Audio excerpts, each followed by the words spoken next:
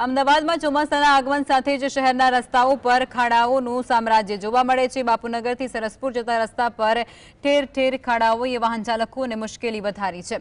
ત્યારે સ્થાનિક રહેવાસીઓએ વારંવાર રજૂઆતો કરી હોવા છતાં અમદાવાદ મહાપાલિકા દ્વારા યોગ્ય પગલાં નથી લેવાયા।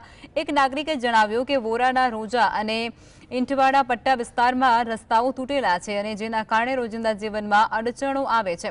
તો એએમસી અધિકારીઓનું કહેવું છે કે ચોમાસામાં રસ્તાઓ ખરાબ થવું સામાન્ય છે અને કામગીરી ચાલુ છે। વિસ્તારમાં વોરાના રોજા પાસે અને આ બાજુ ઈંટવાડાના પટ્ટામાં ત્યાં રોડ તૂટવાની થોડી ઘણી સમસ્યા છે।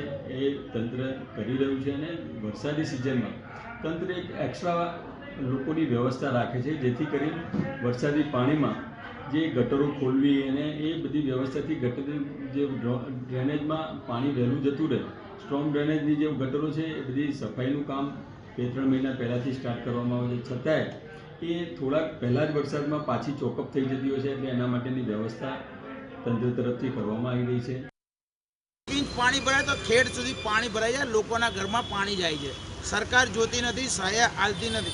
जो ए ज वस्तु एमना घरमां थती हो तो सरकार ने नेताओने खबर पड़े कि अमारा घरमां नुकसान थयुं। आज नाना अने मध्यम वर्ग ने मोंघवारीना मारथी पीसाई रह्या होवाथी सरकार बेमोसम पण ચોમાસું પતે એટલે તરત ચાલુ કર। અમુક જગ્યા હાલની તારીખમાં રથયાત્રા રૂટ પર મેં જોયા કે કચરા કાઢે। જો પ્રી મોસમ પ્લાન થઈ ગયો હોય તો ગટરો ચોકઅપ કઈ રીતે હોય એ મને માનવામાં નથી।